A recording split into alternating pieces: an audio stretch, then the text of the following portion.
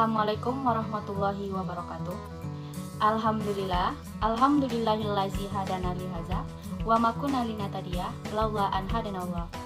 Asyhadu alla ilaha illallah wa asyhadu anna Muhammadan abduhu wa rasuluh la nabiyya ba'da amma ba'du. Puji syukur kita ucapkan kehadiran Allah Subhanahu wa taala yang telah melimpahkan rahmat dan karunia-Nya kepada kita bersama sehingga kita dapat melaksanakan kuliahan kita meski secara daring. Selawat beriringan salam, tak lupa pula kita hadiahkan buat junjungan umat yang ini ya, Nabi besar Muhammad sallallahu alaihi wasallam. Allahumma sholli ala sayyidina Muhammad wa ala ali sayyidina Muhammad. Baiklah, yang sama-sama kita hormati Ibu dosen kita, Ibu Rika Jufriya Ziamanita, dan yang kami banggakan rekan-rekan sekalian. Baiklah, kami dari kelompok 3 yang beranggotakan Cynthia Marisa Fitri dengan NIM 2130304056 dan Taufini Cahayu Putri dengan NIM 2130304058 yang akan mempresentasikan tentang ciri-ciri arsip dinamis dan siklus arsip dinamis. Baiklah, untuk tidak memperpanjang kata-kata mukadimah, langsung saja kita masuk ke materi yang pertama, yaitu ciri-ciri arsip dinamis. Yang pertama yaitu pengertian arsip dinamis. Dinamis arsip yang dikenal ini sebenarnya berasal dari kata Belanda, arsief, yang bersumber dari kata Yunani, arsion, artinya gedung kota, kuno, dan arsipon, bahasa Latin yang artinya gedung. Dari kata arsipon muncullah kata archives, bahasa Inggris, archivio, Italia, arsief, Belanda, arsip, Jerman, dan arsip, Indonesia. Dari kata arsip berkembanglah kata imbuhan seperti kearsipan, pengarsipan, arsiparis, dan ilmu kearsipan. Dalam Undang-Undang Nomor 7 Tahun 1971 dijelaskan bahwa arsip menurut fungsinya dibagi menjadi dua, yaitu arsip dinamis dan arsip statis. Dalam fokus tulisan ini adalah mengenai arsip dinamis. Arsip dinamis adalah arsip yang dipergunakan secara langsung dalam perencanaan, pelaksanaan, penyelenggaraan, kebangsaan pada umumnya atau dipergunakan secara langsung dalam penyelenggaraan administrasi negara. Arsip dinamis adalah arsip yang setiap hari digunakan secara langsung untuk perencanaan, pelaksanaan, dan pengendalian kegiatan operasional. Berdasarkan penjelasan di atas, maka dapat disimpulkan bahwa arsip dinamis adalah arsip yang dipergunakan secara langsung dalam kegiatan penyelenggaraan administrasi negara, baik arsip tersebut digunakan dalam hal perencanaan, pelaksanaan, dan pengendalian kegiatan operasional. Arsip dinamis tidak dapat dipisahkan dari kegiatan operasional suatu lembaga. Hal ini disebabkan karena lembaga tentunya menjalankan kegiatan operasional. Dalam menjalankan kegiatan operasional, maka lembaga tersebut harus mempunyai bukti ontetik yang sah. Bukti ontetik tersebut adalah melalui arsip, yaitu arsip dinamis. Arsip dinamis dibagi menjadi 3 macam, yaitu 1. Arsip dinamis aktif, ialah arsip yang masih sering digunakan bagi kelangsungan kerja. 2. Arsip dinamis semi-aktif, yaitu arsip yang frekuensi penggunaannya sudah mulai menurun. 3. Arsip dinamis inaktif adalah arsip yang jarang sekali dipergunakan dalam proses pekerjaan sehari-hari. Pada pembagian arsip yang ketiga, yaitu arsip dinamis inaktif, maka lambat laun dapat berubah fungsinya menjadi arsip statis. Hal ini dikarenakan arsip dinamis inaktif dalam penggunaan sangat jarang dalam pekerjaan sehari-hari. Hal ini dikarenakan arsip dinamis inaktif dalam penggunaan sangat jarang dalam pekerjaan sehari-hari karena arsip dinamis dipergunakan dalam lingkup kegiatan dan disimpan sebagai bukti kebijakan dalam aktivitasnya yang masih dipergunakan secara langsung dalam kegiatan perkantoran sehari-hari. Dengan demikian, arsip dinamis memiliki ciri-ciri sebagai berikut. 1. Arsip yang masih aktual dan berlaku secara langsung diperlukan dan dipergunakan dalam penyelenggaraan administrasi sehari-hari. 2. Arsip yang senantiasa masih berubah nilai dan artinya menurut fungsinya. 3. Pada dasarnya, arsip dinamis bersifat tertutup. Oleh karena itu, pengelolaan dan perlakuannya harus mengikuti ketentuan tentang kerahasiaan surat-surat. Sesuai dengan ciri-ciri di atas, maka menurut fungsi dan kegunaannya, arsip dinamis dapat dibedakan atas. 1. Arsip aktif, yaitu arsip yang masih sering dipergunakan bagi kelangsungan pekerjaan di kantor. 1.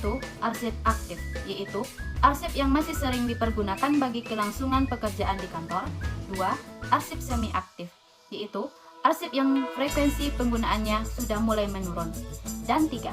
Arsip inaktif, yaitu arsip yang sudah jarang sekali dipergunakan dalam proses pekerjaan sehari-hari.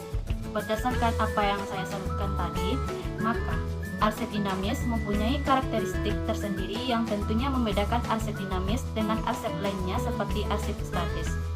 Ciri khas yang dimiliki oleh arsip dinamis yang pertama yaitu arsipnya masih bersifat aktual sehingga dipergunakan dalam penyelenggaraan administrasi sehari-hari, sedangkan arsip statis tidak dipergunakan dalam kegiatan administrasi sehari-hari. Ciri khas yang kedua pada arsip dinamis yaitu senantiasa berubah nilai menurut fungsi yang akan dipergunakan di lembaga yang menggunakan. Ciri khas yang ketiga adalah prinsip daripada arsip dinamis itu bersifat tertutup. Hal ini disebabkan untuk menjaga autentik kerahasiaan nilai arsip dinamis karena arsip dinamis itu dipergunakan dalam administrasi suatu lembaga. Selanjutnya, untuk poin B yang akan dibacakan oleh rekan saya yaitu Cynthia Melissa Fitri. Baiklah, saya akan melanjutkan pada materi poin B yaitu siklus arsip dinamis. Arsip dinamis biasanya memiliki 4 tahap siklus hidup atau life cycle. Tahap pertama adalah merupakan tahap penciptaan. Proses ini terjadi terkait tulisan dituangkan ke dalam bentuk kertas atau data dihasilkan dari komputer. Informasi diterima pada film, TV, atau media lainnya. Pada tahap ini, arsip dapat berupa surat atau naskah yang dibuat oleh instan atau kantor kita, atau yang dibuat oleh instansi lain yang diterima oleh kantor kita. Tahap kedua merupakan tahap penggunaan aktif dengan jangkauan waktu beberapa hari dan mungkin sampai tahunan. Pada tahap ini, pemakai sering menggunakan arsip dinamis serta memerlukan akses cepat ke berkas dinamis karena tingkat penggunaannya yang sering serta butuh akses yang cepat. Maka arsip dinamis disimpan di kantor pada tempat-tempat penyimpanan seperti filing kabinet atau almari arsip. Umumnya, arsip dinamis memiliki siklus hidup aktif sekitar 1-2 tahun. Namun, masih ada juga arsip dinamis yang memiliki arsip aktif yang lebih panjang, misalnya berkas pegawai atau karyawan. Pasti merupakan berkas aktif selama pegawai tersebut tetap bekerja di suatu instansi atau perusahaan. Tahap ketiga adalah tahap inaktif. Tahap ketiga ini terjadi tatkala arsip dinamis sudah jarang atau mungkin tidak dipakai lagi sehingga menjadi inaktif. Oleh karena itu, arsip itu disimpan dalam tempat penyimpanan seperti unit kearsipan atau pusat arsip dinamis atau record center. Selama masa aktif ini, arsip dinamis disimpan karena alasan hukum atau karena kebutuhan rujukan dan sebagainya. Tahap keempat adalah tahap penyusutan dan jadwal retensi arsip atau JRA. Penyusutan adalah tindakan yang diambil berkenaan dengan habisnya masa simpan arsip yang telah ditentukan oleh perundang-undangan. Peraturan atau prosedur administratif. Tindakan ini harus dilakukan untuk mengatasi penggunaan arsip, sehingga sulit ditemukan kembali atau retrieval, dan sulit memeliharanya sebab karakteristik arsip ialah mengumpul secara alami atau accumulating naturally. Dengan demikian, penyusutan arsip diperlukan untuk menghemat ruangan atau tempat, memudahkan penemuan kembali arsip manakala diperlukan. Dengan demikian, penyusutan arsip diperlukan untuk menghemat ruangan atau tempat, memudahkan penemuan kembali arsip manakala diperlukan, sedangkan JRA adalah pedoman yang digunakan untuk menyusutkan arsip. Penyusunan arsip menyangkut pekerjaan pemusnahan arsip yang sudah tidak memiliki nilai guna primer atau hukum, fiskal, administratif, dan keilmuan, maupun nilai guna sekunder. Permusnahan dilakukan dengan mengikuti ketentuan referensi atau masa simpan atas dasar nilai kegunaannya dan dituangkan dalam bentuk jadwal referensi arsip atau JRA. Pemusnahan dilakukan dengan mengikuti ketentuan retensi atau masa simpan atas dasar nilai kegunaannya dan dituangkan dalam bentuk jadwal retensi arsip atau IRA yang berupa daftar berisi jenis atau seri arsip beserta jangka waktu penyimpanannya, di mana JRA dipakai sebagai pedoman untuk penyusutan arsip. Pemusnahan dapat dilakukan dengan cara pembakaran, pencacahan, pembuburan, dan kimiawi. Penyusutan arsip dapat juga dilakukan dengan cara menyerahkan arsip yang bernilai guna sekunder atau tidak bernilai prima lagi ke badan yang berwenang, yaitu Arsip Nasional RI atau ANRI atau PP nomor 34 tahun 1979 tentang penyusutan arsip. Menurut PP 34 tahun 1979, penyusutan arsip atau instansi pemerintah mencakup 3 kegiatan, yaitu pemindahan, pemusnahan, dan penyerahan. Pemindahan arsip maksudnya adalah memindahkan arsip dari unit pengelola ke unit kearsipan atau record center berdasarkan jadwal retensi arsip secara teratur dan tetap, yang pelaksanaannya diatur oleh masing-masing atau lembaga instansi yang bersangkutan.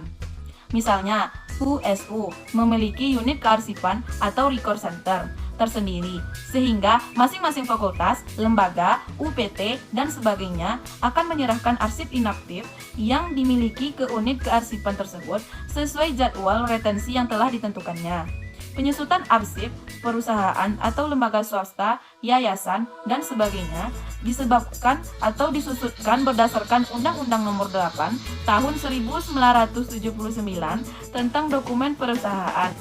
Penyusutan arsip perusahaan atau lembaga swasta, yayasan, dan sebagainya disusunkan berdasarkan Undang-Undang Nomor 8 Tahun 1997 tentang Dokumen Perusahaan. Inti dari penyusutan dokumen perusahaan adalah sama dengan penyusutan arsip instansi atau badan pemerintahan.